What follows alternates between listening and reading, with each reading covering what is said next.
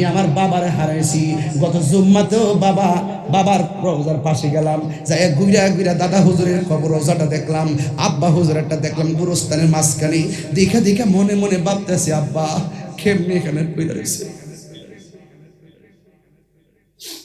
কেমনে একলা একলা পড়ে রয়েছেন। এই ববের সংসারটা সাজাইয়া ফুলা ফুলা করতে করতে জীবনটারে পানি কইরা কেমনে গুরুস্থানের মধ্যে একলা একলা পড়ে রয়েছেন। বাবা গো বাবা, বাবা গো বাবা, বাবা তুমি কেমন আছো ছোট মাটির ঘরে, তোমার কথারি হৃদয় মাঝে পড়ছে বারে বারে। যেমন তুফানটা আসলে, যখন তুফানটা দেখি দিনে ডাক মাইরা বিজলি দিয়া বজ্রপাত দিয়া যখন এমন একটা ভয়ঙ্কর তুফান হয়, তখন আমরা বলি দোহাই আল্লাহ। যেমন ভাবে মানুষের ঘরের মধ্যে আজরাইল আসলে যখন মানুষটারে রুহুরের মধ্যে হাত মারে, মানুষটা কই আল্লাহ।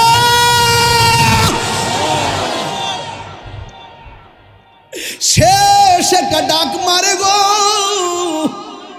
এমন ভাবে হায় হায় শুরু হইয়া যাবে। সাহাবীরা ওয়াজ শুননা একদম কাঁপতে শুরু করলো, নবীর জবানে ওয়াজটা শুননা, কিয়ামতের কথা শুননা। এবার সাহাবীরা বলে নবী গো ওই দিন ইমানদার থাকবো নি? কয় হ থাকবো। ওই কিয়ামতের সময় বেঈমান থাকবো নি? কয় হ। চূড়ান্ত কিয়ামতটা কখন হবে? যখন কোন ইমানদার থাকবে না, তখন সব লন্ডভন্ড হয়ে যাবে। এবার আমার নবী বলে উম্মত এখন কি বলবা? কই ইমানদাররা কি এত কষ্ট দেখবো নাকি? কয় না। তাইলে ওই সময় কিয়ামতের সময় ইমানদারের অবস্থা কি হবে? এরা কি একসাথে মরবে নাকি আলাদা আলাদা? এরাও কি কিয়ামতের আযাবের সম্মুখীন হবে নাকি? আমার নবী বললেন না। কই কেন? কই পৃথিবীর এক প্রান্ত থেকে এমন একটা শীতল বাতাস আসবে গো, আয়েশা তার বাম বগলের নিচে লাগবে। বাম বগলের নিচে যখন লাগবে, ওই হাওয়াটা লাগার সাথে সাথে আমার আল্লাহ তার রূহটা কবজ করে নিয়ে যাবে। এই কিয়ামতের তাণ্ডব বেঈমানের জন্য, ইমানদারের জন্য নয়। যেমন করে মানুষ যখন মারা যায়, বেঈমানের জন্য মরণ হবে কঠিন, কিন্তু ইমানদারেরটা ভিন্ন। রূহটা ঠিকই কবজ হবে, ইমানদারও মরবে বেঈমানও মরবে, কিন্তু ইমানদারটার মরণ কেমন হবে?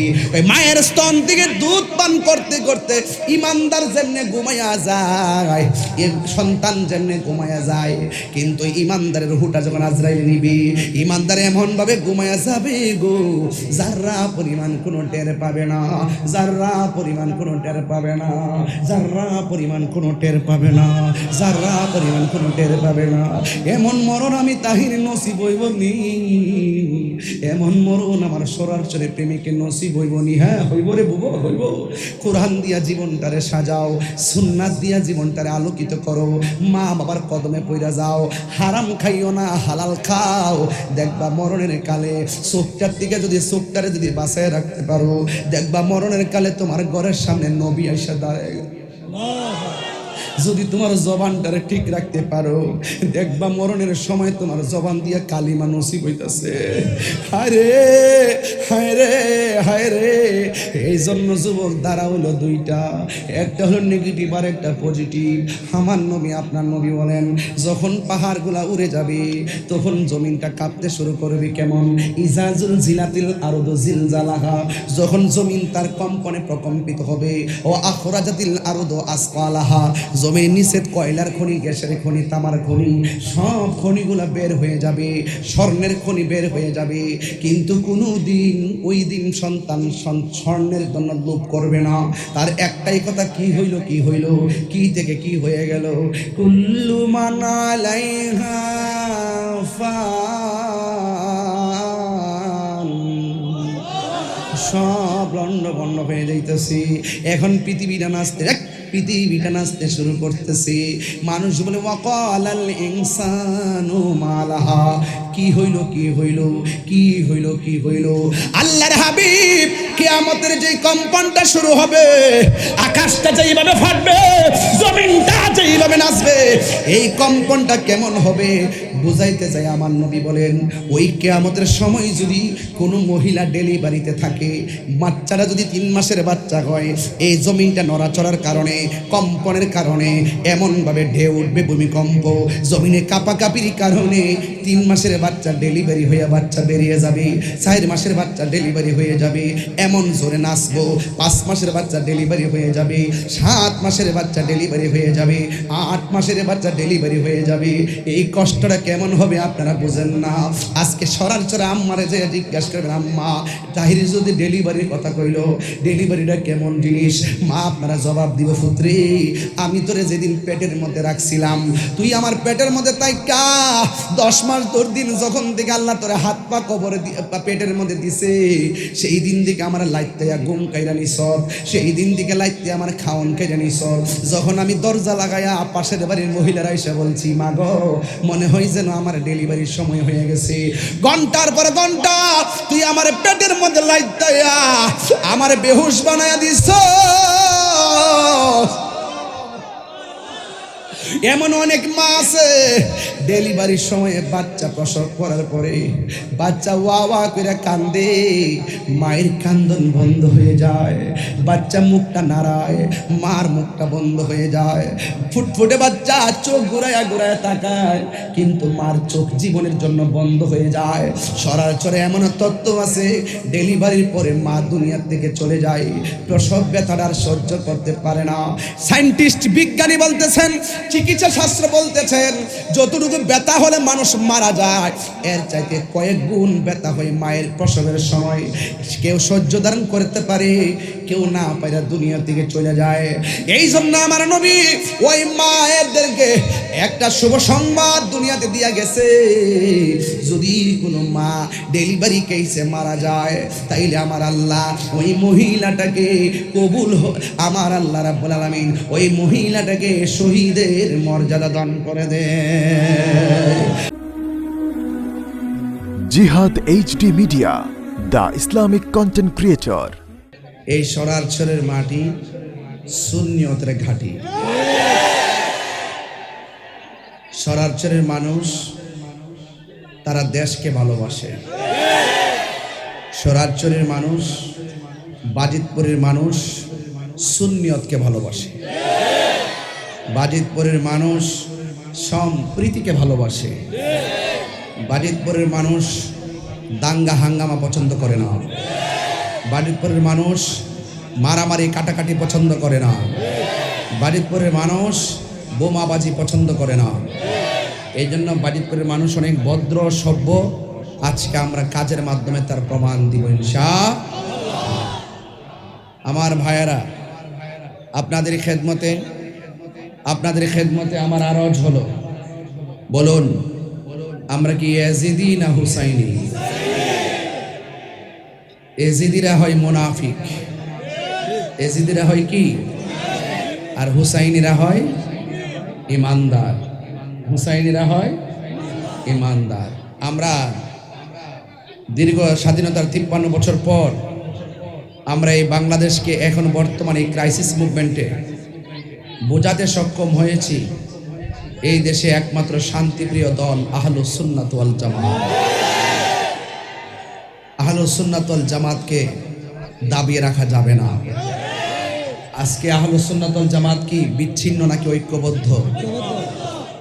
যারা এই সমাজের মধ্যে যখনই কোনো ধরনের আহলুস সুন্নাত ওয়াল জামাতের আলাদা প্ল্যাটফর্ম করার চেষ্টা করবে, আমরা তাদের পায়ে ধরব।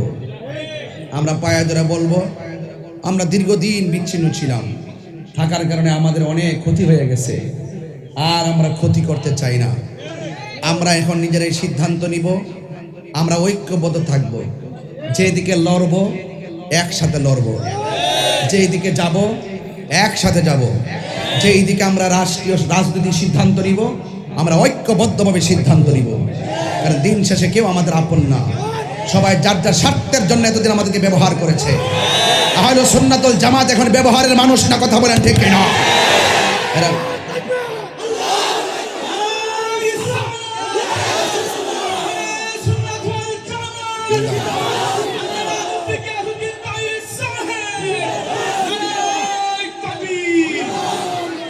আহলে সুন্নাতুল জামাত বরাবর সংখ্যাগরিষ্ঠ, কিন্তু আমাদেরকে অনেকে সংখ্যালঘু বানায় রাখে।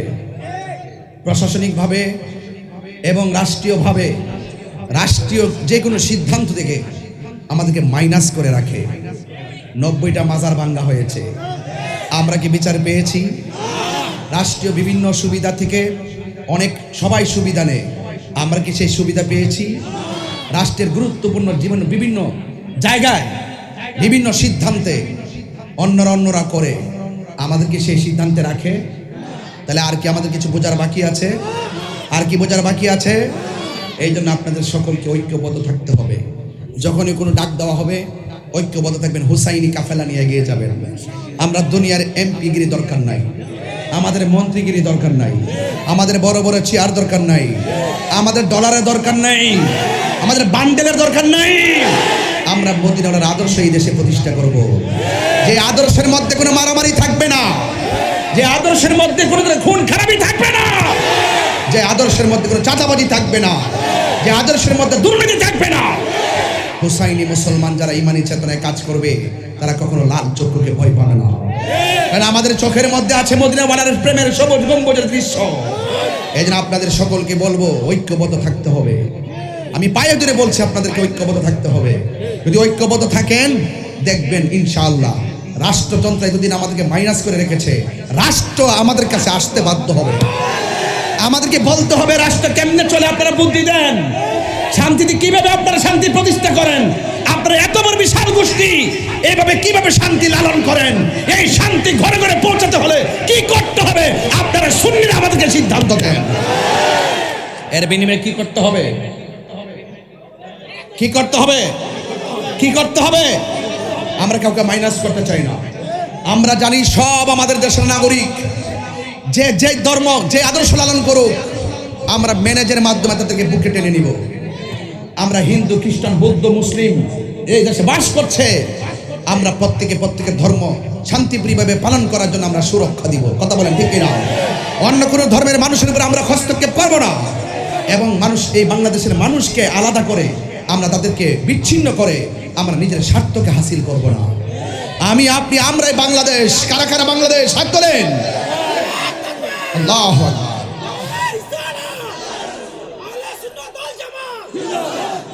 দেশটা কাহারও একা নয়, দেশটা হলো সবার। ইসলাম কি শান্তির ধর্ম নাকি অশান্তির ধর্ম?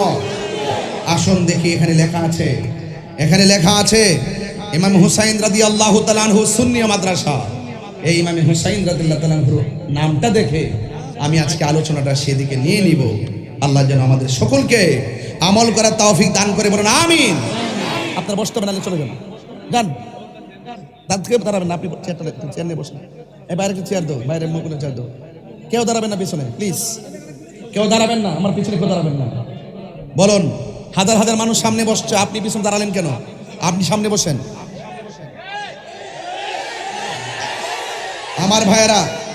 আমার ভাইয়েরা একদম নো, ডোন্ট লাফ, হাসাহাসি নয়, একদম হৃদয় থেকে বলছি। আহলে সুন্নাত ওয়াল জামাত এই দেশের 75% লোক তরিকাপন্থী, এদেরকে মাইনাস করা হয়। আর মাইনাসের রাজনীতিতে তাহিরা যাবে না, মাইনাসের রাজনীতিতে সুন্নিয়ত যাবে না। সুন্নিরা এখন ঐক্যবদ্ধের দিকে ধাবিত হবে ইনশাআল্লাহ। কারা কারা আমার কথার সাথে একমত হাত তুলে দেখাতে হবে ইনশাআল্লাহ। নারে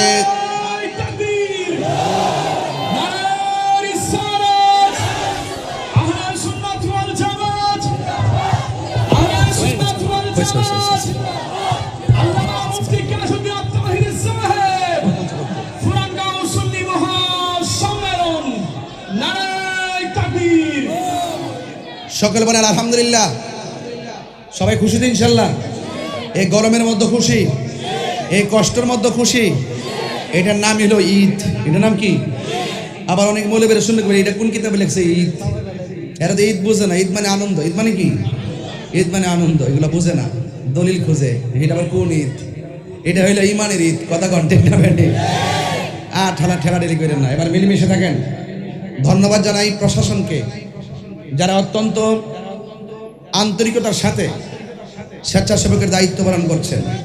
একদম নিবেদিত মন নিয়ে আপনাদের দায়িত্ব তারা পালন করছেন। যে এই প্রশাসন কোরআন সুন্নাহর আলোচনা করার সুব্যবস্থা করে দেয়, এই প্রশাসনগুলো এই দেশের গর্বিত সন্তান।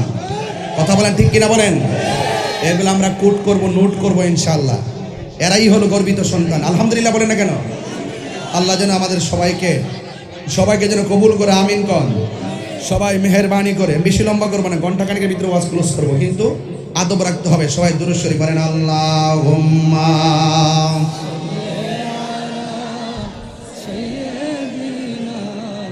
মাওলানা মুহাম্মদ ওয়া আলা আলি সাইয়্যিদিনা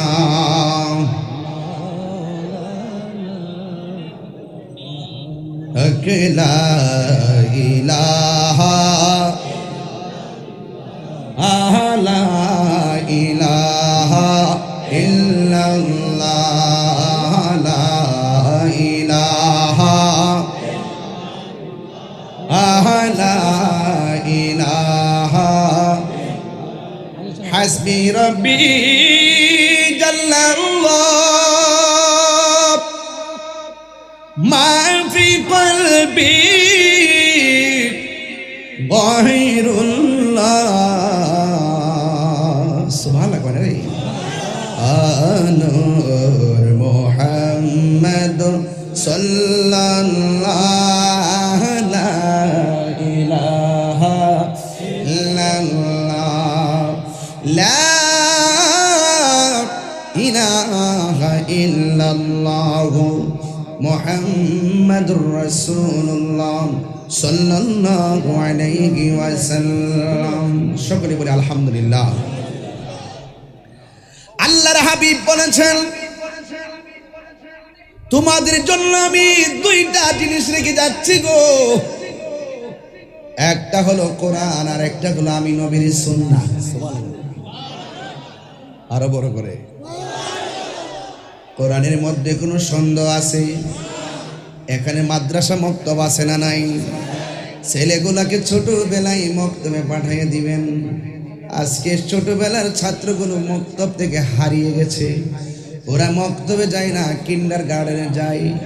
এই জন্য আমি সেই দিন রাষ্ট্রপ্রধানের কাছে বলেছি, আপনারা খেলাধুলার শিক্ষক স্কুলে প্রাইমারিতে নিয়োগ দেওয়ার আগে কোরআনের শিক্ষক আগে নিয়োগ দেওয়া লাগবে। কথা বলেন ঠিক কিনা? প্রাইমারির মধ্যে ধর্মীয় শিক্ষক নিয়োগ দেওয়া লাগবে, কারণ আমার নবী বলেছেন, তোমাদের জন্য আমি দুইটা জিনিস রেখে যাচ্ছি গো, একটা হলো কোরআন আর একটা হলো সুন্নাহ। ওয়াজ শুরু হয়ে গেল। এখন প্রশ্ন হলো, হুজুর দুইটা জিনিস রেখে গেল, এটা কিন্তু অন্য কোনো মানুষ রেখে যায় নাই, আমার নবী রেখে গেছে। নবীর কথার দাম আশিকদের কাছে কম না বেশি?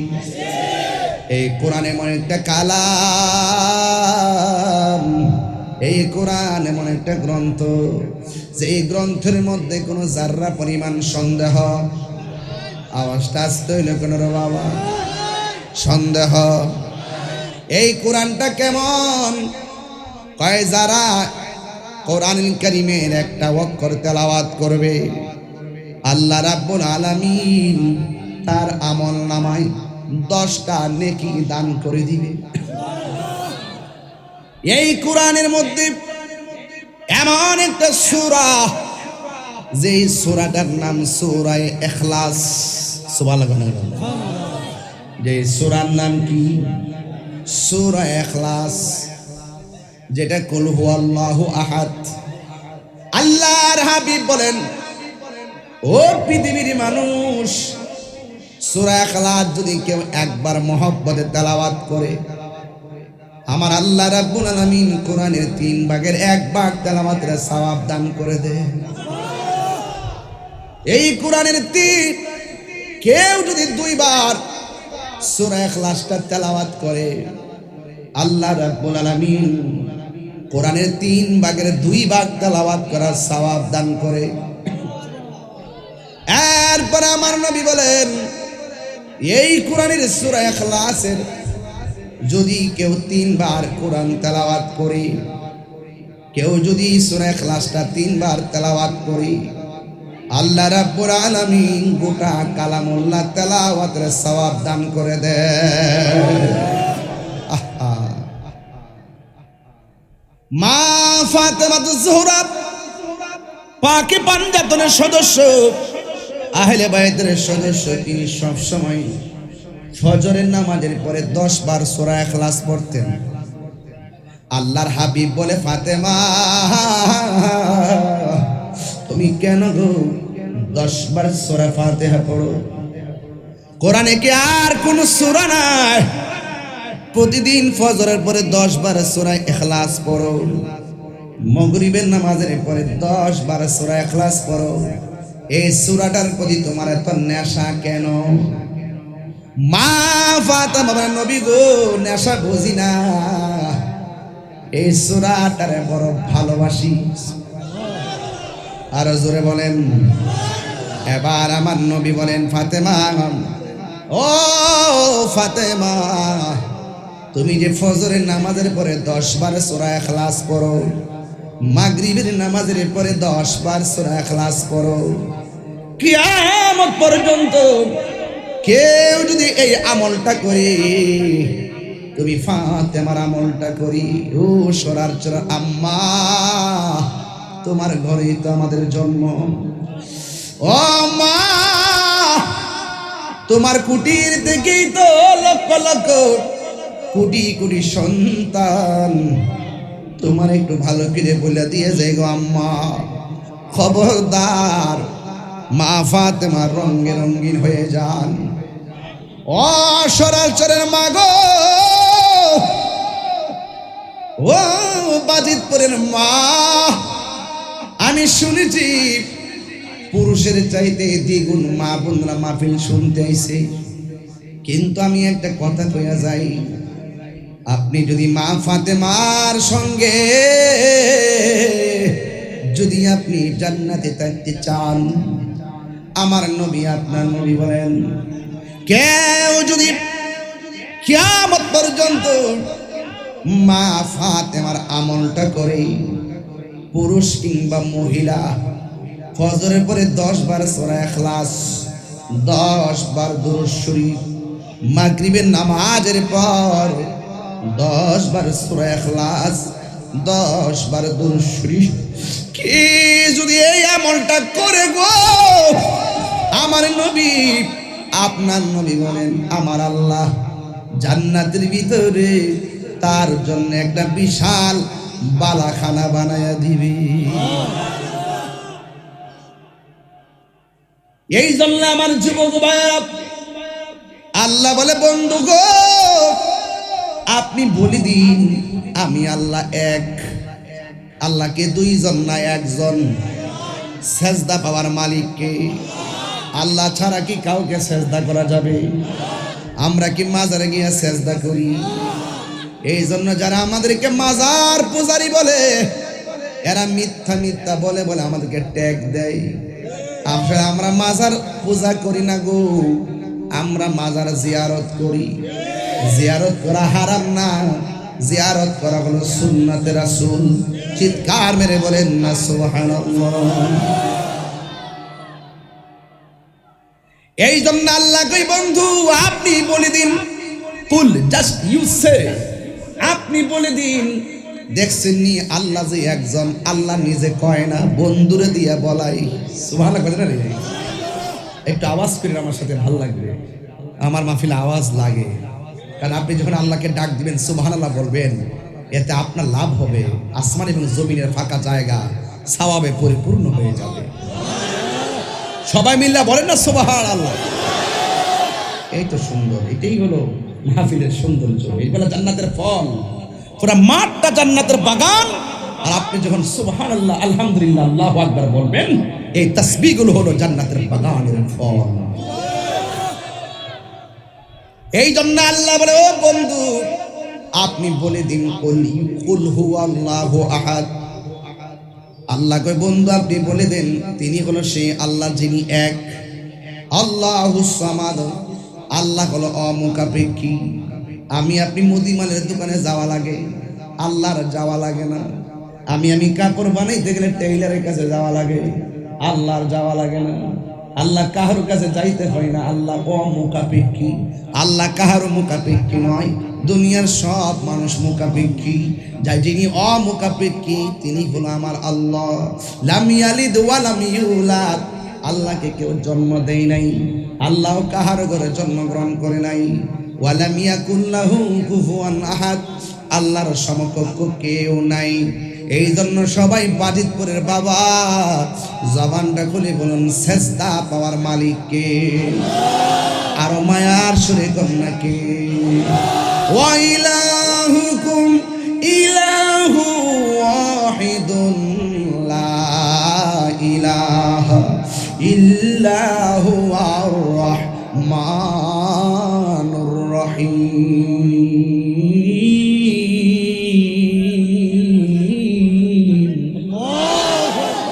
আল্লাহ কয়জন?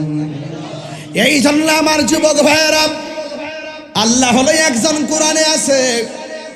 ওই কোরআন মানতে হবে। আমার নবী বলেন আমি তোমাদের জন্য দুইটা জিনিস রেখে গেলাম, এক নম্বরে হলো কোরআন, দুই নম্বর হলো সুন্নাহ। এক নম্বর কোরআন, এই কোরআনের ভিতরে অনেক ফজিলত আছে না নাই? আই হাই রে, কেউ যদি রমজান মাসে কোরআন খতম দেয়, রমজান মাসে যদি কেউ কোরআন খতম দেয়, হাসরের ময়দান যেদিন কায়েম হবে, যেই দিন থাকবে মাথার উপরে সূর্য থাকবে, সূর্যের তাপে পানিগুলো দুনিয়ার আগুনের চাইতে 70 গুণ বেশি গরম হবে। ওই কঠিন মুসিবতের সময় আমার নবী আপনার নবী বলেন যখন কিছু কিছু উম্মতকে জাহান্নামের দিকে নেওয়া হবে, ওই কিছু কিছু উম্মতের সামনে কোরআনটা জাহান্নামের গেটে দাঁড়ায়া যাবে। আল্লাহ বলবে দাঁড়াও, রাস্তা ক্লিয়ার করো, সে জাহান্নামী। কোরআন বলবে আল্লাহ আমি জানি সে জাহান্নামী হইতো, কিন্তু তোমার বান্দাটা রাতের বেলা ঘুমাই নাই, না ঘুমাইয়া আমি কোরআনকে তেলাওয়াত করেছে, আমি একটু সুপারিশ করি তারে জান্নাতে দিয়ে দাও। নবী বলে উম্মত এই কোরআন যখন জাহান্নামের গেটে দাঁড়াইয়া যাবে, আমার আল্লাহ ওই কোরআনের সুপারিশে তেলাওয়াতকারীকে জান্নাত দিয়ে দিবে। আরো বড় করে বলেন সুবহানাল্লাহ। এটা কোরআনের মাদ্রাসার জন্য কিছু ওয়াজ করতেছি বোঝার জন্য। আরে ঘটনা তো সারা জীবন শুনছেন, মাদ্রাসার মায়ায় পড়ে কিছু কথা বলতেছি। নবী কই দুইটা জিনিস রেখে যাচ্ছি, একটা হলো কোরআন আর একটা হলো সুন্নাহ। সেদিকে পরে যাম, আগে কোরআনটা বোঝায় যায়। বন্ধু বন্ধু রে, এই কোরআন এমন একটা গ্রন্থ যে গ্রন্থটা বড় পাওয়ারফুল। পাহাড় পর্যন্ত কোরআন নিতে রাজি হই নাই, পাহাড় থরথর করে কাঁপছে। আল্লাহ এত ভারী কোরআন আমি ধারণ করতে পারবো না। লাউ আনসালনা হাযাল কুরআন আলা জাবালিন লারাআইতাহু খাশিআম মুতাসাদ্দিআম মিন খাশিয়াতিল্লাহ ওয়া তিলকাল আমসালু নাদরিবুহা লিন্নাসি লাআল্লাহুম ইয়াতাফাক্কারুন। ওই কোরআন এমন পাওয়ারফুল, কিন্তু আমার আল্লাহ এই কোরআনটা 7টা পদ্ধতির মাধ্যমে আমার নবীর সিনার মধ্যে দিয়ে দিয়েছেন। সুবহানাল্লাহ করে গেলে সারা পৃথিবীর মানুষ যদি সমস্ত কোরআনগুলোরে বস্তার মধ্যে ঢুকাইয়া মেঘনা নদীতে ভাসাইয়া দেয়, কোরআনের একটা জের জবর ক্ষতি হবে না। কেন জানেননি? এই কোরআন একমাত্র আমার রবের পক্ষ থেকে আসছে। আসল কোরআন লৌহে মাহফুজে সিল মারা, সরার চরে কোরআন শরীফ সেই কোরআনের ফটোকপি।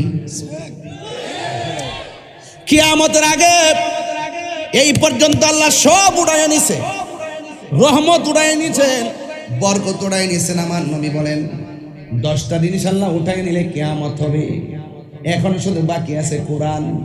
এমন একটা সময় আসবে মানুষ কোরআন পড়ার জন্য পাগল হয়ে যাবে, কিন্তু পৃষ্ঠা উল্টায়া দেখবে কোনো পৃষ্ঠার মধ্যে আর কোরআনের লেখা নাই।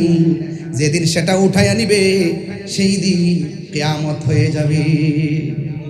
হ্যাঁ, এই জন্য কোরআন বড় ভারী জিনিস। আল্লাহু আকবার বলেন, খুব ভারী জিনিস। এই পৃথিবীটা ততদিন পর্যন্ত টিকে থাকবে যতদিন পর্যন্ত ইমানদার থাকবে। দেখছেনি, দাড়িওয়ালার অভাব নাই, টুপিওয়ালার অভাব নাই। দেখবেন দোকানে বই আড্ডা মারে, নামাজের টাইমে তাদের খবর নাই। আসেনি এমন পাগল? আর আসেনি বাবা? এই জন্য এরাও মুসলমান, তুমিও মুসলমান। আরে কারবালার মাঠে ইয়াজিদ মুসলমান, হুসাইনও মুসলমান। দুইজনেই নামাজ পড়ছে, মুখে দাঁড়িয়ে আছে, ইমান নাই ইয়াজিদ বাহিনীর। কথা কোন ঠিক কিনা?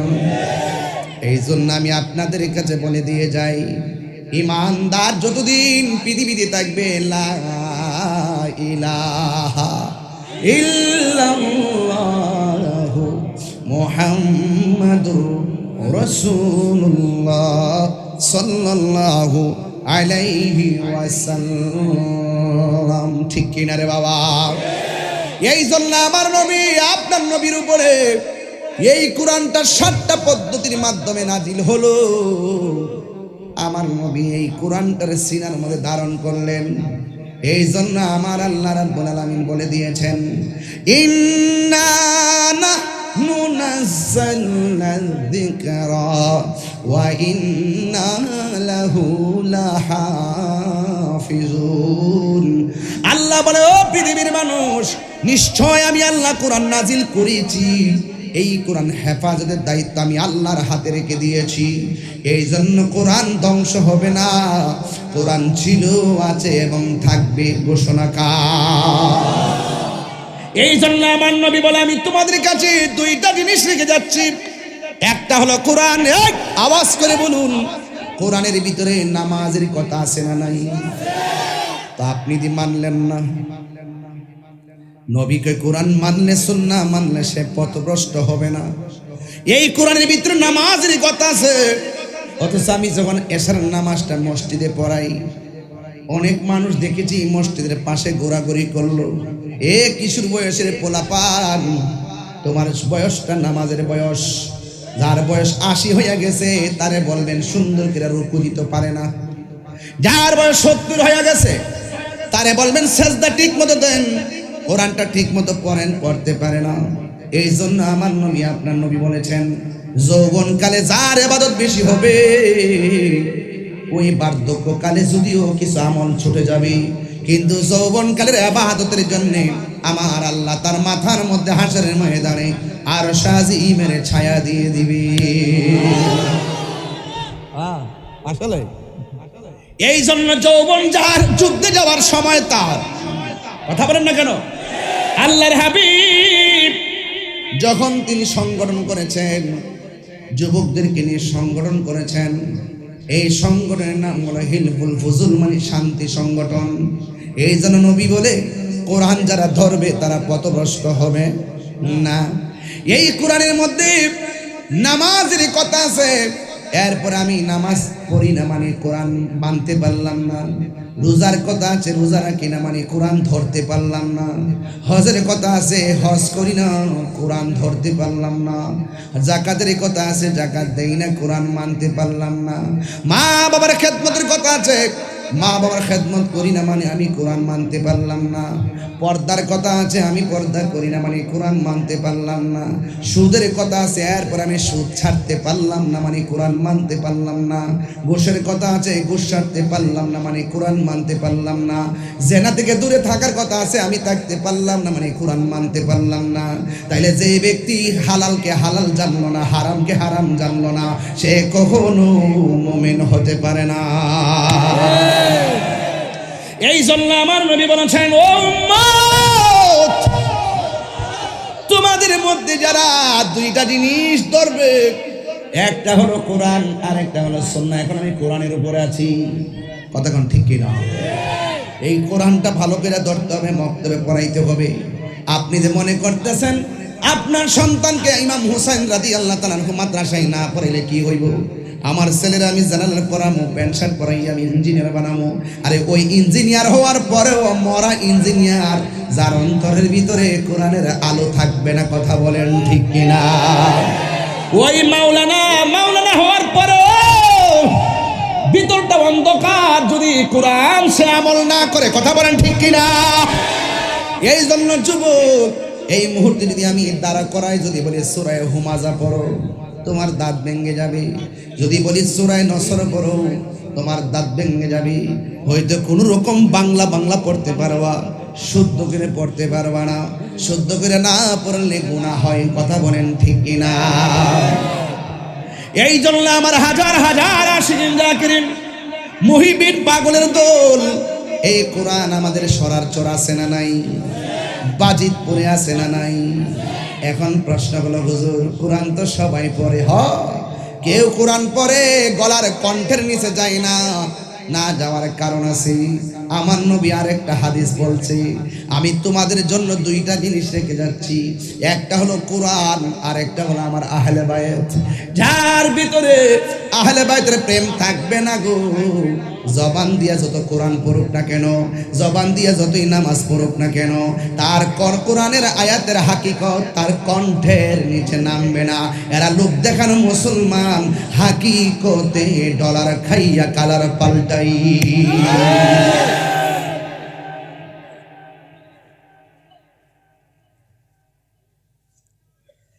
এই জন্য আমার সরারচরের বাবারা, এই সরারচরে ঘরে ঘরে কোরআন আছে না নাই? কোরআন দিয়া ঘরটা চলুক আমরা চাই কি চাই না? কোরআন দিয়া সমাজটা চলুক আমরা চাই কি চাই না? কোরআন দিয়া পুরা দেশটা চলুক আমরা চাই কি চাই না? আমরা মদিনার সনদের আলোকে বাংলাদেশ চাই কি চাই না? খবরদার, কিন্তু জুলুম করবেন না। কি করবেন না? ব্যক্তিগত এজেন্ডা বাস্তবায়নের জন্য দেশের পক্ষে কথা বলবেন না। কথা বলবেন দেশের মানুষের পক্ষে। কথা বলেন ঠিক কিনা? এই কথাগুলো যখন আমি বলি, তখন কেউ আমাকে ট্যাগ লাগায়, আমাকে বলে এমুক দলের দালাল, এমুক দলের দালাল। হ্যাঁ, আমি দালাল, কিন্তু মদিনাওয়ালার প্রেমের দালাল।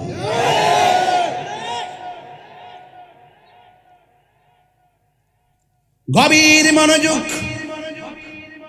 এই কোরআনের ভিতরে আমার আল্লাহ চমৎকার ভাবে অনেকগুলা দিক নির্দেশনা দিয়েছেন। আল্লাহ রাব্বুল আলামিন বলতেছেন, মা আতাকুমুর রাসূলু ফাখুযুহু ওয়া মা নাহাকুম আনহু ফান্তাহু। ও পৃথিবীর মানুষ, তোমরা আমি আল্লাহর পক্ষ থেকে আমার বন্ধু যা নিয়ে এসেছেন ভালো তা গ্রহণ করো, যা খারাপ তা থেকে তোমরা দূরে থাকো। আমার নবী বলে, মান আহাব্বা সুন্নতি ফাকাদ আহাব্বানি ওয়া মান আহাব্বানি কানা মাইয়া ফিল জান্নাহ। যেই ব্যক্তি আমার সুন্নতকে ভালোবাসলো, সে যেন আমি নবীরে ভালোবাসলো। সুবহানাল্লাহ কোন গেলে রে? দাড়ি রাখার দরকার আছে না নাই? রাখেন না কি লেগা? রাখলে বুঝি বুড়া বুড়া লাগবো, লাগলে বুঝি মানুষে তোমার স্মার্ট বলবে না। কেডা কইছে স্মার্ট বলবে না? দাড়ি এমন একটা জিনিস রে, হাতের মধ্যে একটা আংটি আসেনি, কথা গেল আসেনি রে বাজান। আমি মারা যাওয়ার পরে আংটিটা কি রাখবে না খুলে ফেলবে? হ্যাঁ, খুব মনোযোগ। হাসির খোরাক দিচ্ছি না, এখানে 4-5টা ছেলে আছে, অ্যালার্ট থাকো, ডোন্ট লাফ। শুরু থেকে খেয়াল করছি, একটু আবেগে কথা বলতেছে। জানি এটা মহব্বত, কিন্তু সব জায়গায় আবেগ চলে না। এটা জান্নাতের বাগান। আপনি যদি বেয়াদবি করেন, মদিনাওয়ালা বেজার হয়ে যাবে। মদিনাওয়ালা যদি বেজার হয়ে যায়, আপনি ধ্বংস হয়ে যাবেন। 4-5 জন খুব অ্যালার্ট সামনে যারা আছে। আর আমি, আপনারা জানেন, আমার চোখের ভাষায় অনেক শাসন আছে। আমি মুখের মিষ্টি হাসিতে আপনার সাথে কথা বলি, এই জন্য এই না যে আপনি আমার সামনে বেয়াদবি করবেন। হাসির আড়ালে চোখের ভাষায় একটা শাসন আছে, এই জন্য আমি পাবলিককে কন্ট্রোল করতে পারি ইনশাআল্লাহ। আমি এত মিশুক না যে আপনাকে বেয়াদবি করার প্রশ্রয় দিব। আমি মিশি আদবের সাথে, মহব্বতের সাথে। দিনের মেসেজটা আপনার হৃদয়ে ঢুকিয়ে দেওয়ার জন্য। যদি গ্রহণ করতে পারেন আপনি সাকসেস, যদি গ্রহণ করতে না পারেন দুর্ভাগ্য। অনেকে বলে মিলাদুন্নবীর দলিল নাই, আমি বলি আছে। ও কোথায়? এটাতে মানি না। কোথায়? ওইটাতে মানি না। কোথায়? ওইটাতে মানি না। আমি বলছি দলিল আছে, সে নাই। আমি বলছি তোর নসিবে নাই। নসিবে না থাকলে আসতে। এই জন্য তোর সামনে গরম ওয়াজ করি না। শুনেন, আমি কি কথাকে খারাপ বলছি? আমি কি খারাপ বলছি? আমি প্রচলিত ভাষায় আরব বলেন, বাংলাদেশ বলেন, সব জায়গায় দিবসকে ঈদ বলে। দিবসকে কি বলে? এই যে শ্রমিক দিবস, আপনি আরবি রাজকাজা বের করবেন, এই শ্রমিক দিবস মানে কি? মানে লেখা আছে ঈদ শব্দ, ঈদ দিয়ে তারপরে শ্রমিক শব্দ উল্লেখ করা হয়। শ্রমিক দিবস, আন্তর্জাতিক এমুক দিবস, তেমুক দিবসের প্রত্যেকটার ওয়ার্ডে আরবি ভাষায় দিবস আসে। দিবস। আপনি ঈদ মানে ওই ঈদুল ফিতর নেন কেন? ঈদ মানে ঈদুল আজহা নেন কেন? আমরা তো এটাকে শরীয়তের মানদণ্ড রেখে ওয়াজিব ফরজ মনে করে জশ্নে জুলুস করি না। এটা তো আমার নবী এসেছে, নবীর শুভ আগমনে আনন্দ হয়ে মিছিল করি। কথা বলেন ঠিক কিনা?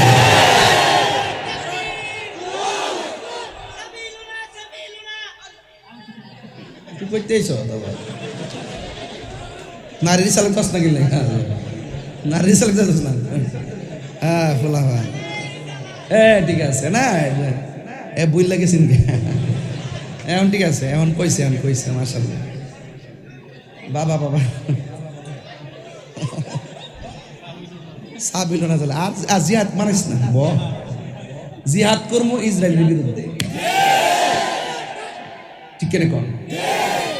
জিহাদেরও জায়গা আছে। হুদুদি গরের গড়ে লেগে করছে জিহাদ। আর ঠেলাঠি করছে। আমার মানুষ এটা বুঝ জ্বালাইছে, মানুষ এখন বুঝ জ্বালাইছে যে এটা তো আসলে চেয়ারের লেগে না। চেয়ার ফাইলে তো সব শেষ। আর কিছুক্ষণ সময় দিয়ে আপনাদেরকে আচ্ছা বলেন তো, আমি যাতে কোনো ওয়াজ করছি একটা মানুষের জন্য যথেষ্ট না? একটা মানুষের হেদায়েতের জন্য এই পর্যন্ত কথাটা যথেষ্ট কিনা বলেন? তা আমিও তো প্রসঙ্গ করে বলছি যে দেখো, তুমি ওয়াজে এসেছো, এটা তোমার ভাগ্য। তুমি ওয়াজে এসেছো, এটা তোমার ভাগ্য। আসার পরে তুমি বিয়াদবি করো, এটা তোমার দুর্ভাগ্য। আমি এটাই বুঝাতে চেয়েছিলাম, আসাটা তো ভাগ্যের ব্যাপার, নিয়ামত নিয়ে বাড়িতে যাওয়াটা সৌভাগ্যের ব্যাপার।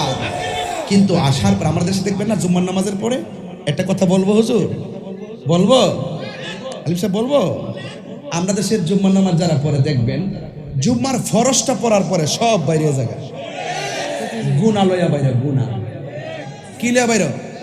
কারণ এরপরে যে সুন্নত, যে বাদাল জুম্মা যে সুন্নতটা, এটা সুন্নতে মুআক্কাদা। এরপরে 2 রাকাত যে আপনাদের অবশ্যই পড়তে হবে।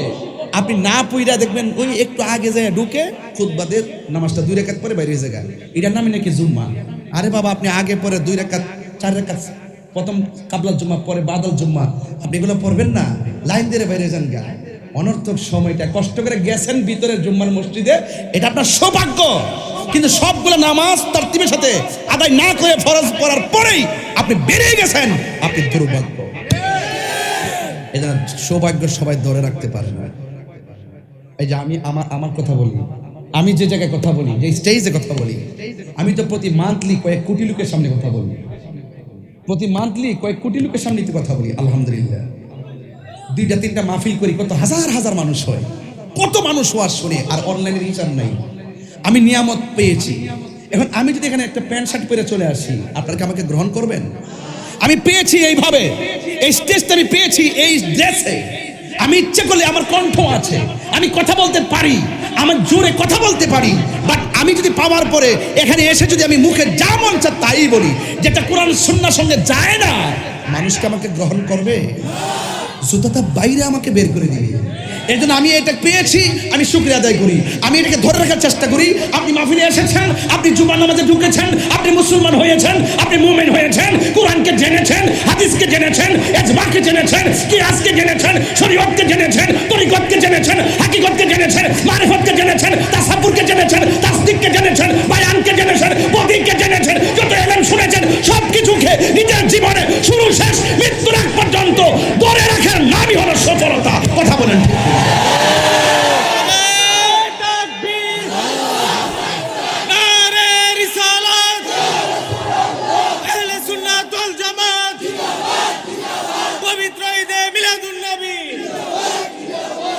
এই জন্য আমি বলি জুলুম করা যাবে, ক্ষমতা পাইলেই জুলুম করা যাবে, একটু আল্লাহর পক্ষ থেকে নিয়ামত পেয়ে গেলেই অহংকার করা যাবে।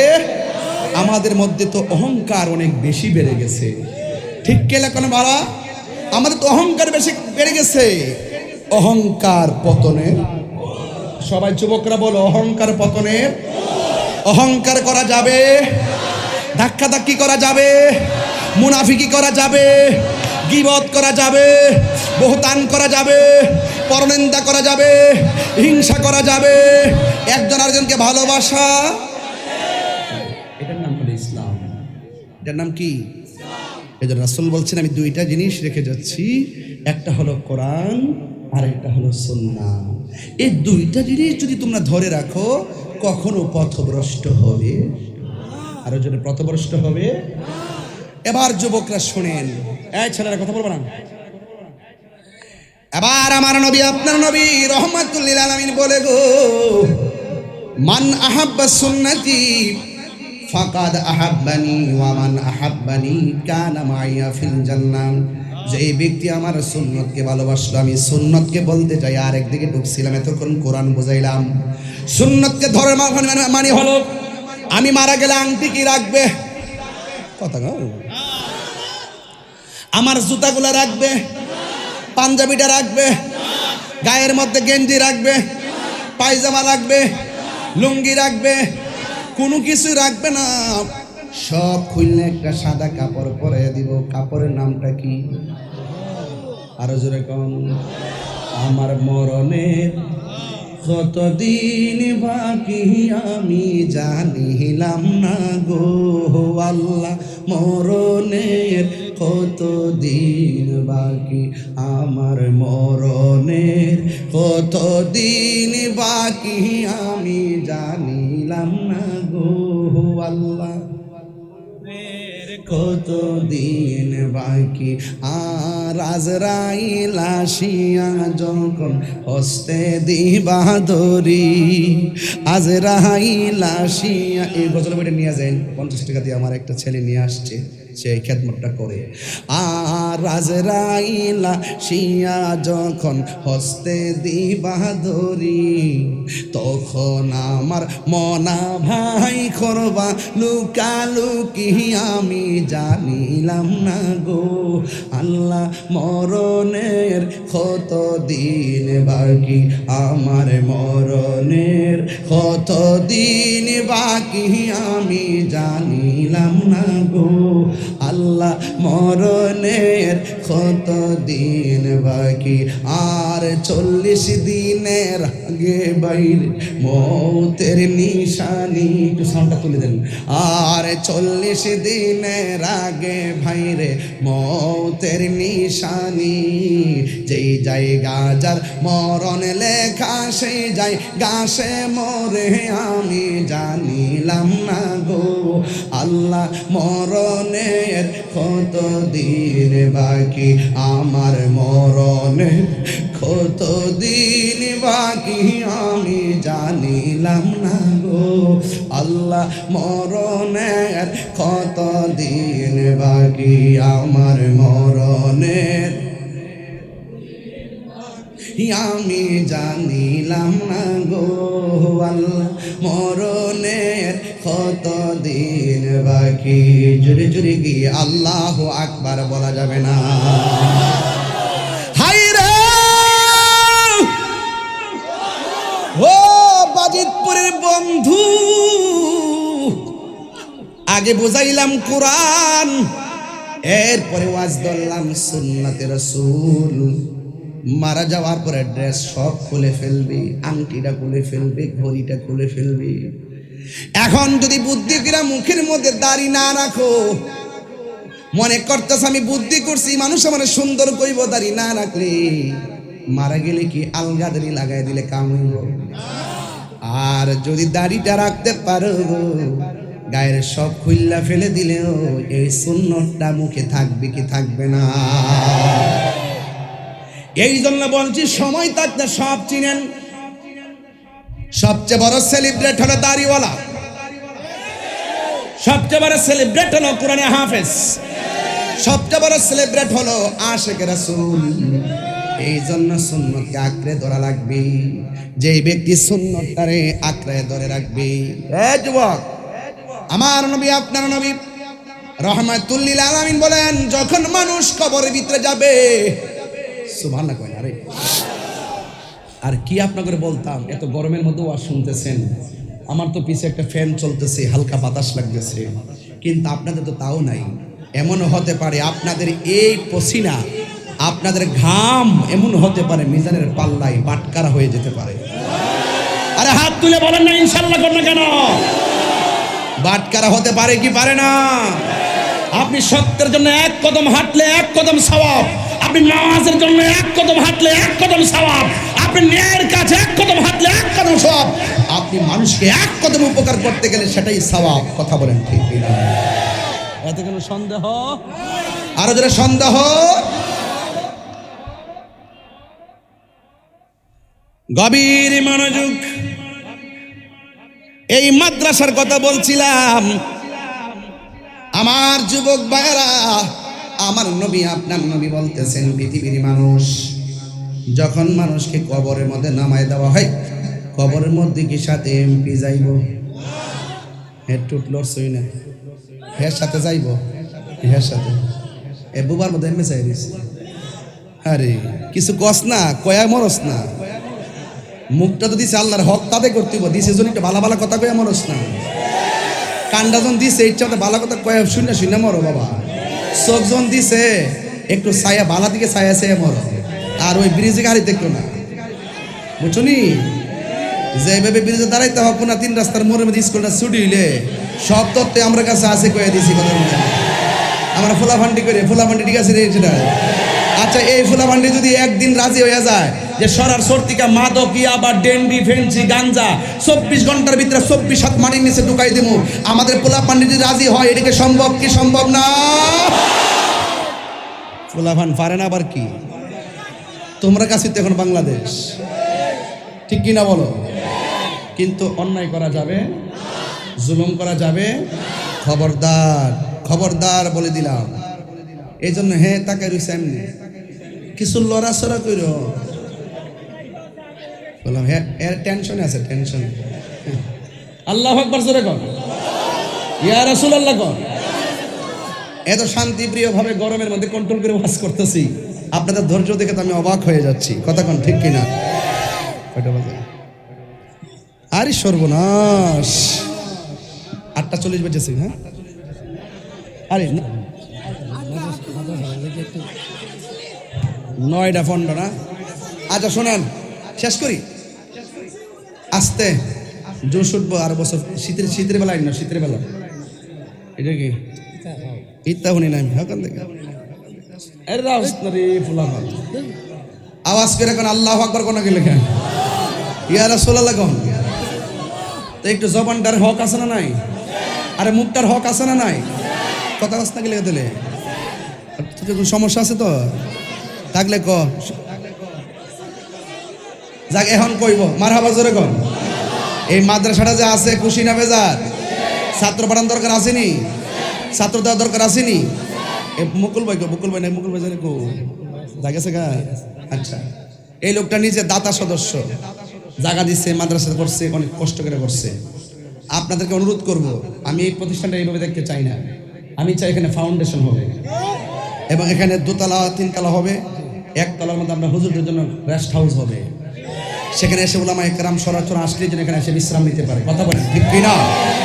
এটা এলাকার জন্য নিয়ামত না কিয়ামত? এবং এটা হবে সুন্নতের ক্যান্টনমেন্ট। কথা বলেন ঠিক কিনা? এই জন্য এই প্রতিষ্ঠানটা ধরে রাখার দায়িত্ব কুমিল্লার মানুষের, ঠিক কিনা? হ্যাঁ ঠিক বলে কুমিল্লার বেড়ায় যায় তোর গরমে দিব ওই যে কিলাম না। হ্যাঁ হ্যাঁ হ্যাঁ অশান্তি, সমস্যা আছে। আল্লাহু আকবার জোরে কন। এই সরারচরের মানুষ সরারচরের প্রতিষ্ঠান করতে হবে। আপনার ঘর আপনাকে রক্ষা করতে হবে। কু আনফুসাকুম ওয়া আহলিকুম নারা। আগে তুমি বাঁচো, তারপর জাতিকে জান্নাতের দিকে আহ্বান করো, জাহান্নাম থেকে বাঁচার জন্য এলান করো। তবে আগে নিজে নামাজ পড়ো, সন্তানকে মসজিদে নিয়ে যাও, তারপরে তোমার পাশের ঘরে দিনের দাওয়াত দাও। এটাই হলো ইসলাম। ঠিক কিনা বলেন? প্রত্যেকটা ঘর যদি ঠিক হয়ে যায়, দেশ ঠিক হয়ে যায়। প্রত্যেকটা ঘর যদি ঠিক হয়ে যায়, দেশ ঠিক হয়ে যাবে ইনশাআল্লাহ।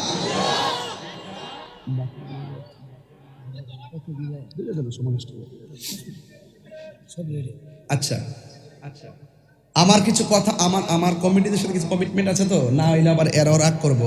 এ হুজুর আনছিলাম কইলো না, আর আমি যে দাসে ওয়াজ করছিলাম যদি 4 ঘন্টা ওয়াজ করে আপনারা শুনবেন, মানে লাইনটা অনেক সুন্দর ছিল, ঠিক কিনা? আমি বলছি 2টা জিনিস আঁকড়ে ধরলে কখনো পথভ্রষ্ট হবে। তাহলে কোরআনটা বুঝতে হবে না আপনাদের, বাংলা অর্থগুলো পড়বেন, দেখবেন অনেক বুঝবেন আপনারা। যারা বুঝেন তাদের কাছে যাবেন, গিয়ে গিয়ে আপনারা নিজে শিখবেন। তবে এই মাদ্রাসাটা ইমামে হুসাইন রাদিয়াল্লাহু তাআলা আনহু সুন্নি হাফিজিয়া মাদ্রাসা, এই মাদ্রাসাটার জন্য আমার কিছু কথা আছে। ওয়াজের মাঝখানে ঢুকলাম কেন, আমি একটু যেখানে রাখছি সেখান থেকে একটু মাঝখানে বিরতি নিলাম, কমিটিদের আশা পূরণ করার জন্য। আমার কোনো ব্যক্তিগত না, তবে ব্যক্তিগতভাবে সার্থক হব যদি আপনারা আমার কথাটা মূল্যায়ন করেন। এই প্রতিষ্ঠানটা হোক, চান কি চান না? যদি চান, আপনাদের কাছে আমাদের কিছু ছেলেরা আসবে, নগদ যে যা পারেন দিয়ে দিবেন ইনশাল্লাহ। সবাই যদি এখানে যে লোকগুলো আসছেন যদি 100 করে টাকা দেন, কত বললাম? 100 করে টাকা দেন, মিনিমাম 1 থেকে 1.5 লক্ষ টাকা উঠবে। আমাদের ছেলেরা একটু ভিতরে যাও তো, কারা আছো কমিটির লোক আছেন? একটু পাঠান, আপনাদের পকেটে হাত দেন, আমি খুশি হব। অন্তত অন্তত একটা হাত যেন বাদ না যায়। আমি চাই 1 লক্ষ টাকা এখান থেকে উঠুন। সবাই হাতে নিয়ে বসুন, বসে বসে ওই যে টাকা নিয়ে দাঁড়া দিচ্ছে, যাও না তোমরা।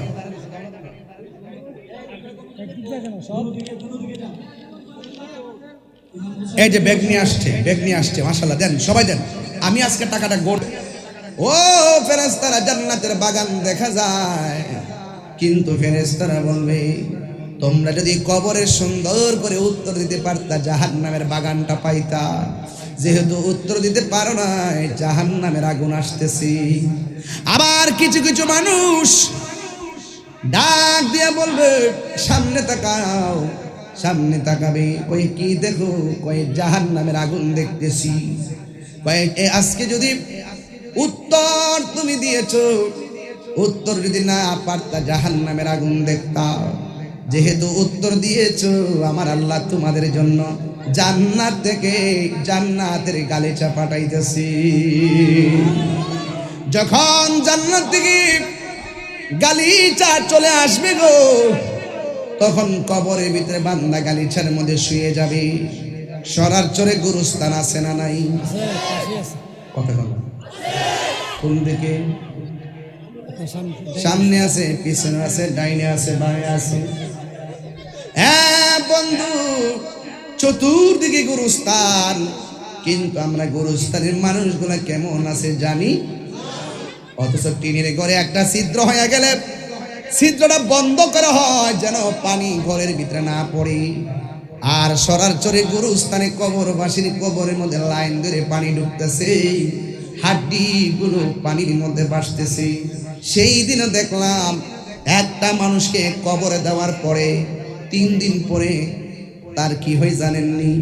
3 দিন পরে তার নাকটা পচে যায়, ভিতরে কীড়াগুলা নাক দিয়া প্রথম বের হওয়া শুরু করে। 6 দিন পরে তার আঙ্গুলগুলা খুলে পড়ে যায়, 9 দিন পরে তার মাথার চুলগুলো খুলে পড়ে যায়। চিৎকার মেরে কি আল্লাহু আকবার বলা যাবে না? হাই রে! এরপরে বান্দার পেটটা ফুলে যায়, এরপরে বান্দার চোখটা খুলে যায়, এরপরে মানুষের শরীর থেকে গোশতগুলো খুলে পড়ে যায়, এরপরে হাড্ডিগুলো বিছায়া বিছায়া থাকে। 60 বছর পরে হাড্ডিগুলো পর্যন্ত মাটির সঙ্গে মিশে যায়। যদি তুমি প্রেমিক হতে পারো, আশেক হতে পারো, তোমার গায়ের মধ্যে পছন্দ ধরবে না, তোমার গায়ের মধ্যে কোনো পোকামাকড় ধরবে না। যারা যারা আল্লাহর পাগল, যারা আহলে বাইতের পাগল, যারা নবীর পাগল, এদের গায়ের মধ্যে মাটির পছন্দ ধরে না। চিৎকার মেরে কি আল্লাহু আকবার বলা যাবে না?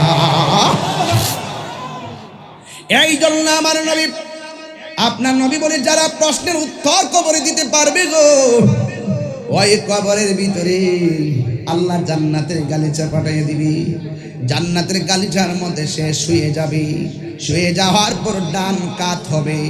ডান কাত হওয়ার পরে দেখবে একটা নূরের বাতি জ্বলতেছে। সুবহানাল্লাহ কইনা গেলে গেলে জশ্নে আমাদের রাসূল আল্লাহ বিবি আমেনা কি ফুল। আল্লাহ আল্লাহি আল্লাহ বলো, আল্লাহি আল্লাহ, আল্লাহি আল্লাহ বলো, আল্লাহি আল্লাহ আমাদের রাসূল। আল্লাহি আল্লাহ লা ইলাহা, সবাই আহা লা ইলাহা ইল্লাল্লাহ, লা ইলাহা লা ইলাহা। আল্লাহর হাবিব ডাক দিয়ে বলে, জান্নাত থেকে যখন বিছানাটা ঢুকে যাবে, তখন বান্দা বিছানার মধ্যে শুইব। শোয়ার পরে একটু ডান কাত হবে, দেখবে একটা নূরের বাতি জ্বলতেছে। বাম কাত হবে, দেখবে আর একটা নূরের বাতি জ্বলতেছে। কই কবরের মানুষ জিজ্ঞাসা করবো, আমি ঘুমাবো, এত সুন্দর স্নিগ্ধ আলো তুমি কবরের মধ্যে দিতেছো, তুমি কেডায়, তোমার পরিচয় কি? ডান পাশের আলোটা ডাক দিয়া বলবে, আমারে চিনো না, আমি কেডা? এই কবরের ভিতরে যে আলো দেখতেছো, এটা চাঁদের আলো না। এই কবরে যে আলো দেখতেছো, এটা সূর্যের আলো না। বন্ধুরে আমার,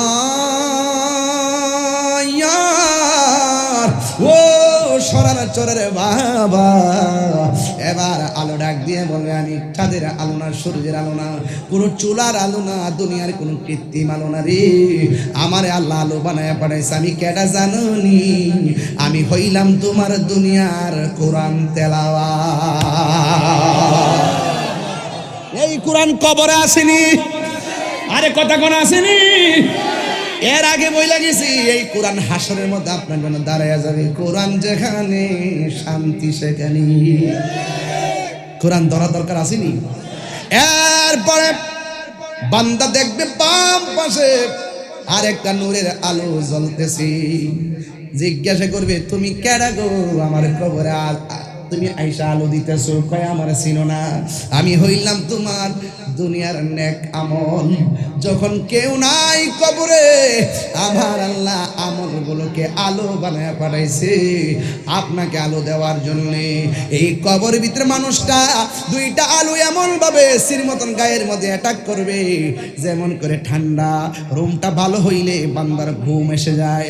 দুইটা আলো এমন ভাবে আলো দিবে, না বেশি আলো না কম আলো, না গরম না শীত না শীতোষ্ণ, এমন একটা আলো দিবে বান্দা সরার চরে কবরে এমন ভাবে ঘুমায়া যাবি। একদিন নয়, 2 দিন নয়, কিয়ামত পর্যন্ত কবরের মধ্যে ঘুমায়া থাকবো। ও যখন একদিন এই পৃথিবীটা লয় হইয়া যাবে গো, ওই কঠিন মুসিবতের সময় বান্দা ঘুমায়া থাকবে কবরে, আর উপরে যেই মানুষগুলা থাকবে তারা দেখবে ভয়াবহ তাণ্ডব। এই বন্ধুরে আমার, এমন একটা তাণ্ডব হয়, ইজাস সামা ফাতরাত, আকাশ থেকে নক্ষত্রগুলো খুলে খুলে পড়ে যাবে, আকাশটা ফেটে যাবে। ওয়া ইজাল কাওয়াকিবুন তাসারাত, এবং আসমানে যেই তারকাগুলো আছে, এক একটা তারকা পৃথিবীর চাইতে আরো বেশি বড়। আপনি তো মনে করেন তারকাটা মনে কপালের টিপের মতো, না না, এক একটা তারকা পৃথিবীর চাইতে আরো বেশি বড়। এই 7টা আসমানের মধ্যে আল্লাহ এমন ভাবে তারকাগুলো সাজায় রাখছে, নিহারিকা, প্লুটো, গ্যালাক্সি, উল্কাপিণ্ড, ছায়াপথ, ধূমকেতু, এমন ভাবে আল্লাহ গ্রহগুলো সাজায় রাখছে রে। আর তারকাগুলো এমন করে সাজায় রাখছে রে বাবা, ওই তারকাগুলো খুলে খুলে পড়ে যাবে। আপনি তো মনে করছেন আসমানটা বুঝি একটা ধোঁয়াশার মতো, না না, আল্লাহ প্রথম আসমানটা বানাইছে লোহা দিয়া, এরপরে আসমান বানাইছে পাথর দিয়া, এরপরেরটা বানাইছে স্বর্ণ দিয়া, এরপরেরটা রূপা দিয়া, ইয়াকুত পাথর দিয়া, এমন ভাবে মোটা মোটা আসমান বানাইছে।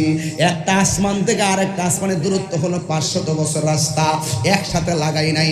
আল্লাযী খালাকাকা ফাসাওয়াকা ফাআদালাক।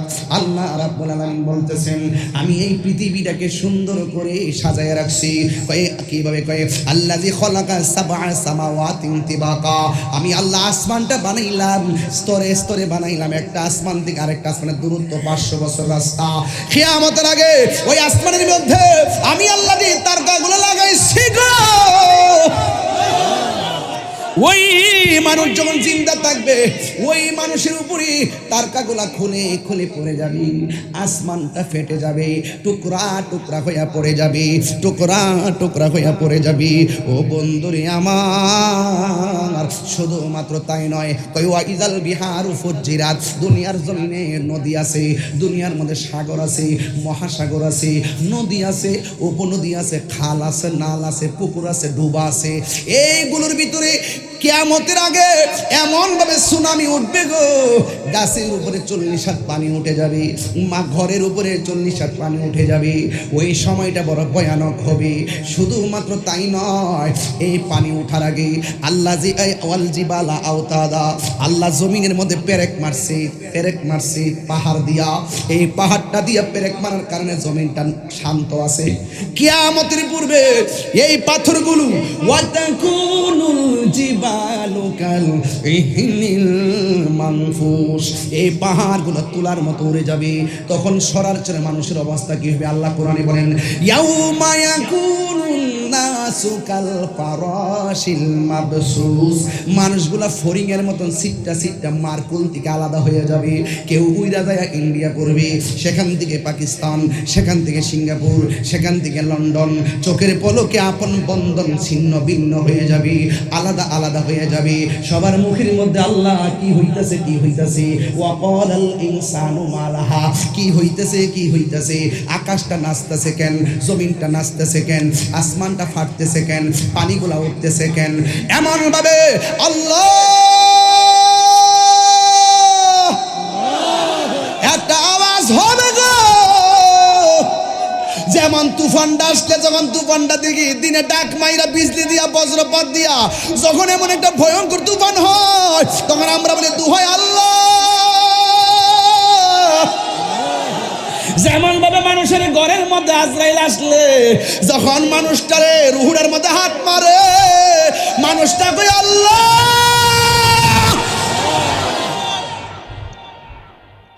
শেষ একটা ডাক মারে গো, এমন ভাবে হয় হয় শুরু হইয়া যাবে।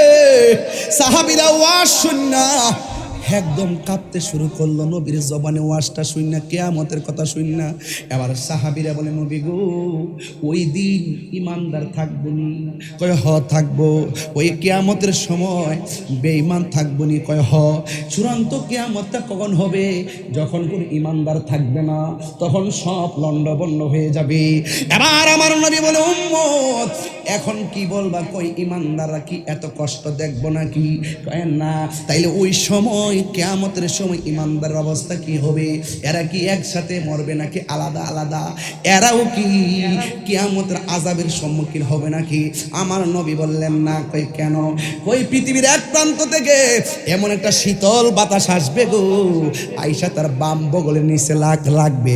বাম বগলের নিচে যখন লাগবে, ওই হাওয়াটা লাগার সাথে সাথে আমার আল্লাহ তার রুহুটা কবজ করে নিয়ে যাবে। এই কিয়ামতের তাণ্ডব বেঈমানের জন্য, ইমানদারের জন্য নয়। যেমন করে মানুষ যখন মারা যায়, বেঈমানের জন্য মরণ হবে কঠিন, কিন্তু ইমানদারেরটা ভিন্ন। রুহুটা ঠিকই কবজ হবে, ইমানদারও মরবে, বেঈমানও মরবে, কিন্তু ইমানদারটার মরণ কেমন হবে?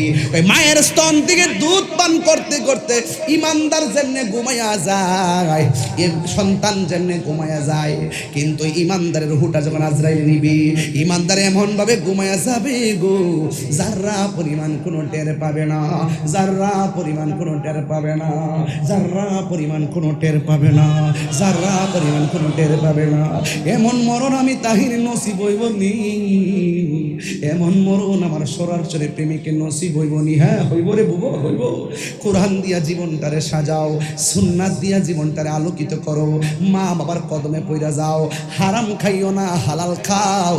দেখবা মরণের কালে চোখটার দিকে যদি চোখটারে যদি বাঁচায় রাখতে পারো, দেখবা মরণের কালে তোমার ঘরের সামনে নবী আইসা দাঁড়ায়। যদি তোমার জবানটারে ঠিক রাখতে পারো, দেখবা মরণের সময় তোমার জবান দিয়া কালিমা নসিব হইতাছে। হায় রে, হায় রে, হায় রে। এই জন্য যুবক দ্বারা হলো দুইটা, একটা হলো নেগেটিভ আর একটা পজিটিভ। আমার নবী আপনার নবী বলেন, যখন পাহাড়গুলা উড়ে যাবে তখন জমিনটা কাঁপতে শুরু করবে। কেমন? ইজাজুল জিলাতিল আরদু জিলজালাহা, যখন জমিন তার কম্পনে প্রকম্পিত হবে। ও আখরাজাতিল আরদু আসকালাহা, জমির নিচে কয়লার খনি, গ্যাসের খনি, তামার খনি, সব খনিগুলা বের হয়ে যাবে, স্বর্ণের খনি বের হয়ে যাবে। কিন্তু কোনো দিন ওই দিন সন্তান স্বর্ণের জন্য লোভ করবে না। তার একটাই কথা, কি হইল, কি হইল, কি থেকে কি হয়ে গেল। কুল্লু মান আলাইহা ফান, সব লন্ড বন্ড হয়ে যাইতেছি। এখন পৃথিবীটা নাচতে, পৃথিবীটা নাচতে শুরু করতেছে। মানুষ বলে ওয়াকালাল ইনসানু মালাহা, কি হইল, কি হইল, কি হইল, কি হইল। আল্লাহর হাবিব, কিয়ামতের যে কম্পনটা শুরু হবে, আকাশটা যেইভাবে ফাটবে, জমিনটা যেইভাবে নাচবে, এই কম্পনটা কেমন হবে বুঝাইতে চাই। আমার নবী বলেন, ওই কিয়ামতের সময় যদি কোনো মহিলা ডেলিভারিতে থাকে, বাচ্চারা যদি 3 মাসের বাচ্চা হয়, এই জমিনটা নড়াচড়ার কারণে, কম্পনের কারণে এমনভাবে ঢেউ উঠবে, ভূমিকম্প, জমিনে কাঁপাকাঁপির কারণে 3 মাসের বাচ্চা ডেলিভারি হয়ে বাচ্চা বেরিয়ে যাবে, 4 মাসের বাচ্চা ডেলিভারি হয়ে যাবে, এমন জোরে নাচবো। 5 মাসের বাচ্চা ডেলিভারি হয়ে যাবে, 7 মাসের বাচ্চা ডেলিভারি হয়ে যাবে, 8 মাসের বাচ্চা ডেলিভারি হয়ে যাবে। এই কষ্টটা কেমন হবে আপনারা বুঝেন না। আজকে সরাসরি আম্মারে যে জিজ্ঞাসা করবেন, আম্মা তাহির যদি ডেলিভারির কথা কইলো, ডেলিভারিটা কেমন জিনিস? মা আপনারা জবাব দিব, পুত্রে আমি তোরে যেদিন পেটের মধ্যে রাখছিলাম, তুই আমার পেটের মধ্যে তাইকা 10 মাস তোর দিন যখন থেকে আল্লাহ তোরে হাত পা কবরে পেটের মধ্যে দিছে, সেই দিন থেকে আমার লাইতে ঘুম কাইরা নিছর, সেই দিন থেকে লাইতে আমার খাওন কাইরা নিছর। যখন আমি দরজা লাগাইয়া পাশের বাড়ির মহিলারা এসে বলছি, মা গো মনে হয় যেন আমার ডেলিভারির সময় হয়ে গেছে, ঘন্টার পর ঘন্টা তুই আমার পেটের মধ্যে লাইতে আমার বেহুশ বানায়া দিছ।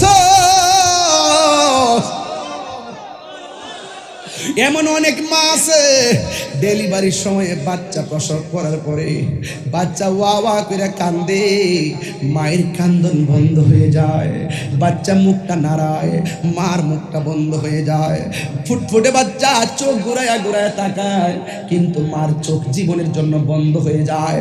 সরাসরি এমন তত্ত্ব আছে, ডেলিভারির পরে মা দুনিয়ার থেকে চলে যায়, প্রসব ব্যথাটা আর সহ্য করতে পারে না। সায়েন্টিস্ট, বিজ্ঞানী বলতেছেন, চিকিৎসা শাস্ত্র বলতেছেন, যতটুকু ব্যথা হলে মানুষ মারা যায়, এর চাইতে কয়েক গুণ ব্যথা হয় মায়ের প্রসবের সময়। কেউ সহ্য ধারণ করতে পারে, কেউ না পারে দুনিয়া থেকে চলে যায়। এই জন্য আমার নবী ওই মায়েরদেরকে একটা শুভ সংবাদ দুনিয়াতে দিয়া গেছে, যদি কোনো মা ডেলিভারি কেসে মারা যায়, তাইলে আমার আল্লাহ ওই মহিলাটাকে কবুল, আমার আল্লাহ রাব্বুল আলামিন ওই মহিলাটাকে শহীদের মর্যাদা দান করে দেয়। আর চিৎকার মেরে কন্যা আল্লাহু আকবার। বন্ধু, ডেলিভারি কি জিনিস? মা কি কই জানেননি?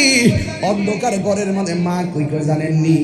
আগে যদি জানতাম ডেলিভারিতে এত কষ্ট, জীবনেও পেটের মধ্যে বাচ্চা নিতাম না। কইলো একটা ছুরি দেশ না, আমার নিজের জীবনটা নিজে দিয়া ফেলায়, এমন ব্যথা তো আর সহ্য করতে পারি না। যখন মা সন্তানটা প্রসব করে, পাশের বাড়ির মহিলা যখন মার কানের মধ্যে মুখটা লাগাইয়া কয় কি করছো কিনা, কথা কয় না। আবার পেটের মধ্যে হাত দিয়ে দেখে লড়ে কিনা, কি করছো কিনা, কথা কয় না। আবার কানের কাছে মুখটা লাগায়, নাকের কাছে মুখটা লাগায়, কি করছো কিনা, কথা কস না। কে কোনো রকম ভাবে চোখটা খুললা কই কি, কই তোর ছেলে হইছে। ওই ব্যথা আমাকে মন হাতটা লইয়া দুইটা হাত বাড়াইয়া দেয়। সন্তানটা যখন মার বুকের মধ্যে দেব, হাজার প্রসব বেদনা সেকেন্ডের মধ্যে দূর হয়ে যায়, সেকেন্ডের মধ্যে দূর হয়ে যায়, সেকেন্ডের মধ্যে। এটার নাম হলো মা। এই মার পেট থেকে কিয়ামতের সময় বাচ্চা ডেলিভারি হয়ে যাবে। সরাসরি পুরা পাইল। আমি একটা বলছি, নবী বলছে তোমাদের কাছে দুইটা জিনিস রেখে যায়, একটা হলো কোরআন আর একটা হলো সুন্নাহ। কোরআনে আল্লাহ কয় ওয়া ক্বাদা রাব্বুকা আল্লা তা'বুদু ইল্লা ইয়্যাহু ওয়া বিল ওয়ালিদাইনি ইহসানা।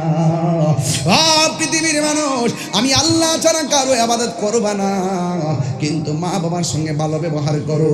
আমি তাহিরিকে যদি আজকে 1 মিনিটের জন্য ভালোবাসা থাকেন, পায়ের মধ্যে হাত দিয়া বলে যায় আপনার জিভ আপনার পায়ের মধ্যে আমার জিহ্বাটা দিয়া ময়লা পরিষ্কার করে দিন, পায়ের ময়লাগুলো। একটা জিনিস শুধুমাত্র দাবি করবো, পোলাপান, যেই পোলাপানগুলো আজকে আমার সামনে, এই পোলাপানগুলো তার মা বাপরে জ্বালায়া আংরা করে ফেলাইতেছে, এই পোলাপানগুলো তার বাপের জ্বালায়া আংরা করে ফেলাইতেছে।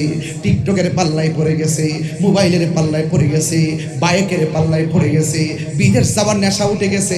মা পেটের এক কাজে নিয়ত করছিল হাফেজ বানাইব, চোখের পলকে মার স্বপ্ন ভাঙ্গা টুকরা টুকরা করে দিছে। এই পোলাপানগুলোর মনে করছিল একটা মানুষের মতো মানুষ বানাবে। কিশোর বয়সে তারা হাতের মধ্যে সভ্যতার কলম নিয়ে, সভ্যতার কাগজ নিয়ে, সভ্যতার ইতিহাস লেখার কথা ছিল, কিন্তু এই পোলাপানগুলো কলম কাগজ না নিয়ে আজকে তাদের হাতের মধ্যে মাদকিয়া বানিয়েছে। নেওয়ার কারণে সেকেন্ডের ভিতরে মার স্বপ্ন ভাঙ্গা টুকরা টুকরা হয়ে গেছে। কথা বলেন ঠিক কিনা? এই জন্য আমার ওয়াজ যদি আজকে 1 মিনিটের জন্য ভালোবেসে থাকো, পায়ের মধ্যে হাত দিয়া বইলা দিয়া যায়, জীবনে কোনোদিন মা বাবার মনে কষ্ট দিব না। মা বাবার মনে কষ্ট দিয়া তাহিরি কাছে মুরিদ হইয়া আব্বা আব্বা করবা, গরু লইয়া যাইবা, ছাগল লইয়া যাইবা, তোমার মতন মুরিদ তাহিরির দরকার নাই। কথা বলেন, আরো বড় করে বলুন। এবার একটা কথা বলে দিয়ে যাই, শুনেন। আজকে রাতের বেলা বাড়ির মধ্যে যাইবেন, যাইয়া মার পায়ে দিরা মাপ চাইয়া বলবেন আম্মা জীবনে যা করেছি আমারে ক্ষমা করে দাও। ওই দোয়াটা আমারে করে দাও, যে এই দোয়া করলে আমি বাইরে বুস্তামের মতন আল্লাহর ওলি হতে পারবো। এই দোয়া আমরা চাই কি চাই না?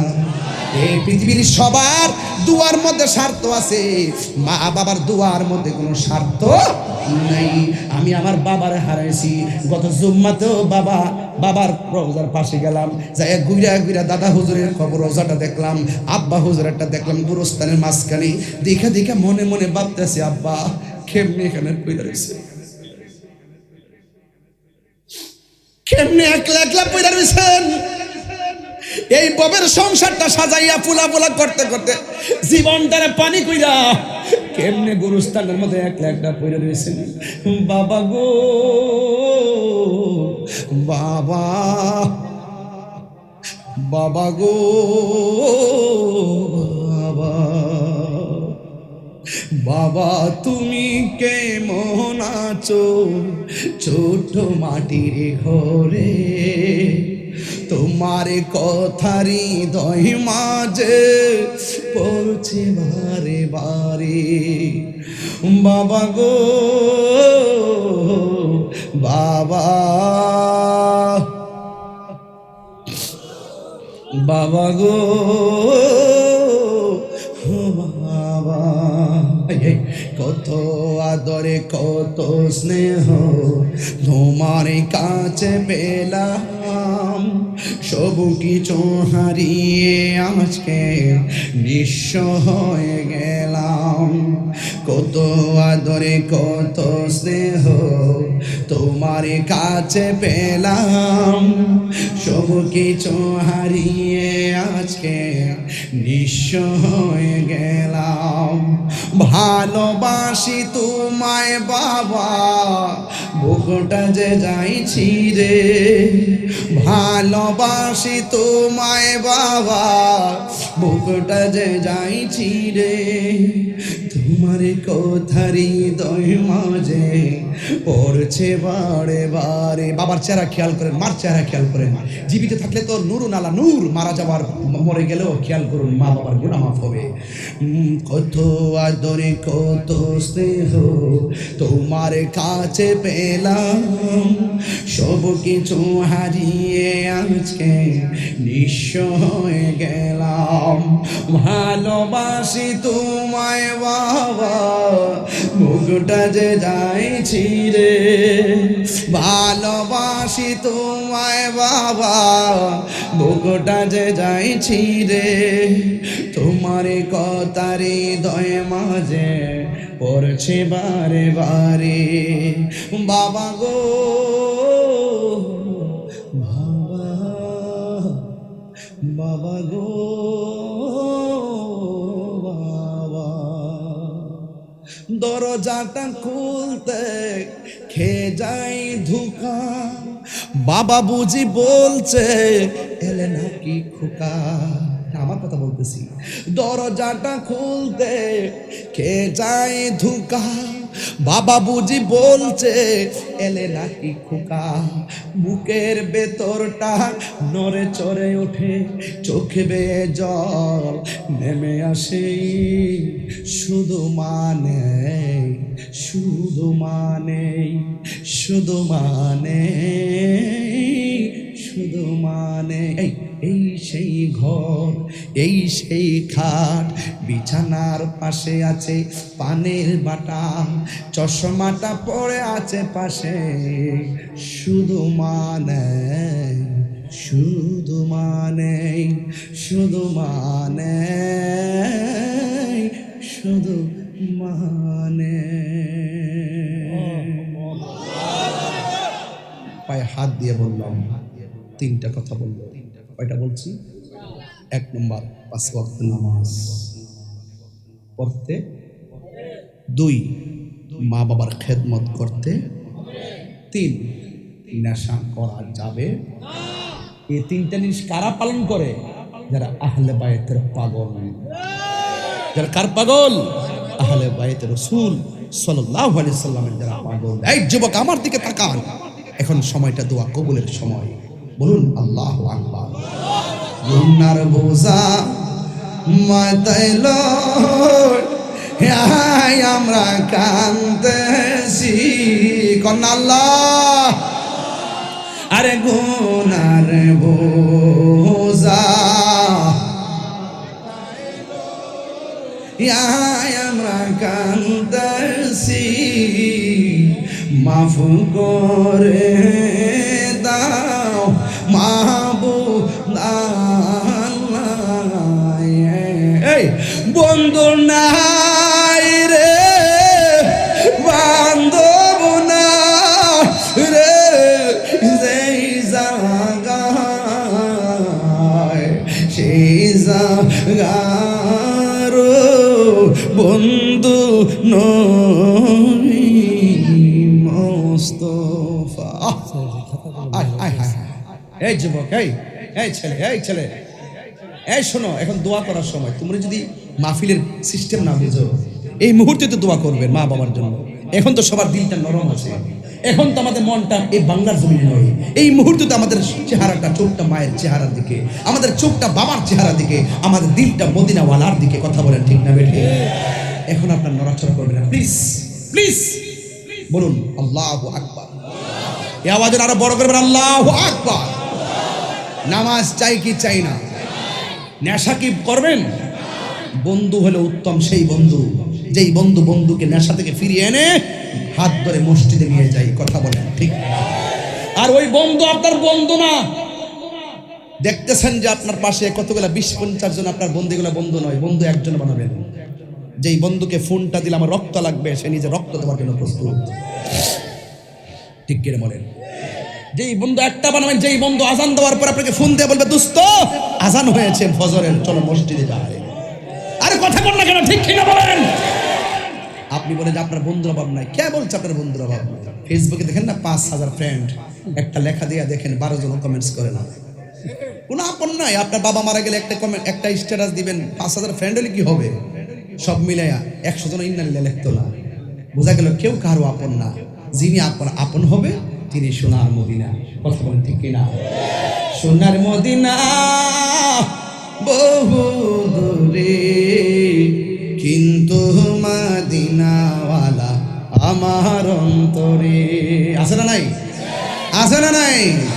আমার অন্তর জুড়ে মদিনায় আছে রে। ও হাত তুললে বল, হাত তুললে খুশি হবো, হাত তুললে খুশি হবো।